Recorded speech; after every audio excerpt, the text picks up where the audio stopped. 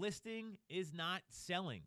You're probably not approaching this correctly. So I'm going to explain exactly what to do here to get price adjustments on your listings, because this is now a skill set required of agents that didn't really exist in 2020 or 2021, and I'm going to show you the data to use to support these decisions for homeowners next.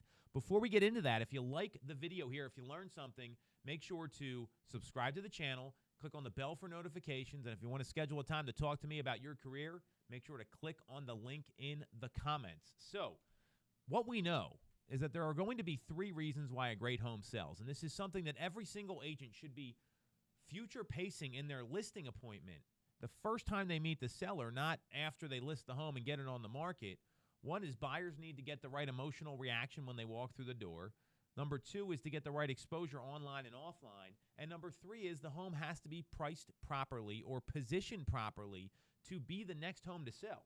So I would always lead with that. Here's the 3 reasons why a great home sells. And then there's scripts that you can use, because let's face it, if the home's not selling in a few weeks right now, when you're getting close to your average time on the market, and that could vary from market to market, you're not priced properly. That's the reality of it. As long as you don't have cell phone photos, you have a complete description, you're marketing the home correctly, and the home shows well. You got to look at those other 2 factors. So let's work under the assumption the home is showing well and you're doing the right things when it comes to marketing the property. So there's a lot of data that can be used, and I'm a big believer in sending the data over before you have the conversation. This is called third-party validation. And what I mean by that is the data is not you telling the seller to adjust the price. It's what the market is reacting to the offering from the homeowner, meaning they're buyers, people that are buying homes, ready to sign agreements of sale. They're putting deposit money up, getting mortgage applications. They're showing signs of intent. What's clear to me is they set the market. Remember, a home's only worth as much as a buyer's willing to pay. So you've got to look at all this data and feedback. A lot of times the agents out there, most agents don't share that information. So the first thing I would do prior to scheduling a call, because I want to make this a serious call with these folks, I would send out, if you're using Showing Time or another showing service, the listing activity report. You want to send the homeowner version so it doesn't have all the agent's information on there. It's going to have just the feedback. It's blind.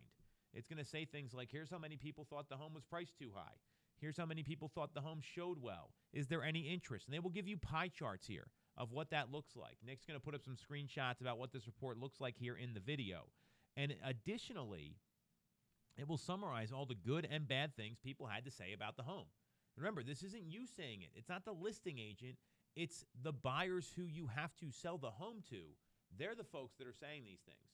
So I'd be sending that feedback report regularly.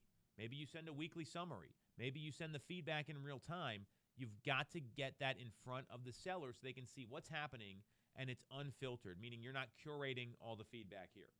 Secondly, are you sending online traffic reports? How many saves do you have on Zillow? How many searches have you appeared on in Realtor.com? How many people have looked at the home on these different websites because they get the most traffic? And then you can show that to the seller and saying, hey, well, we had 700 people look at this home online. We've had 2 showings scheduled so far, and both of them thought the home was priced too high.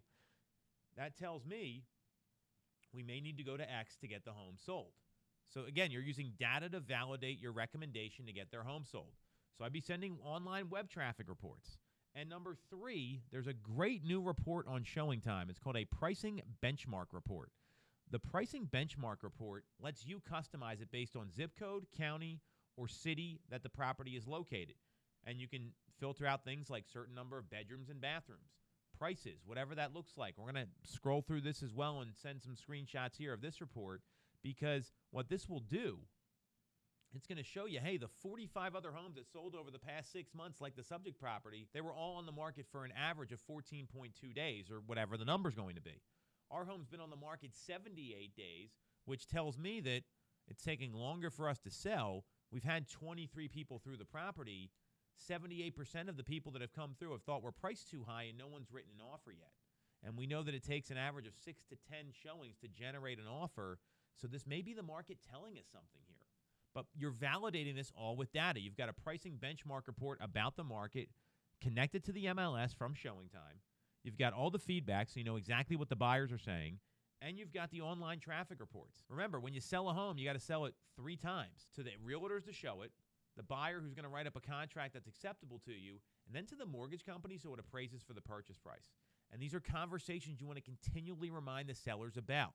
So here's the script. After you send all this data, you send the web traffic, you send the feedback, you send the benchmark pricing report or whatever market data that you have. Maybe there's some comparable sales they need to see. Make sure you're sending all the photos, all the details. You can compare them and use words like this home's bigger, this home's more updated, this home is newer, showing where the differences are in the marketplace. So you send the market data, you send the feedback, and you send the exposure reports. Then the call may be as simple as, hey, Wendy, it's Tom here with RE/MAX. I wanted to call you because your property at 123 Main Street, we've had a lot of traffic come through, and given everything happening in the market right now and the lack of a written reaction from a buyer, I'm clear we need to go to X to get the home sold. And then just stop talking. Let them talk. Let them react. And the reason you want to be short with this is going to be a tough conversation. Here's what you don't want to say. Hey, Wendy, how are you? You know how they're doing. Their home's not selling. Nobody cares. Get it to the point. Be clear, concise. Send the supporting data and be ready to have a tough conversation. And some things you want to remind these folks during these conversations are, hey, I want what you want, Wendy. I'm on your side here. We want to get the best price, and I wouldn't be doing my job if I wasn't having this conversation with you.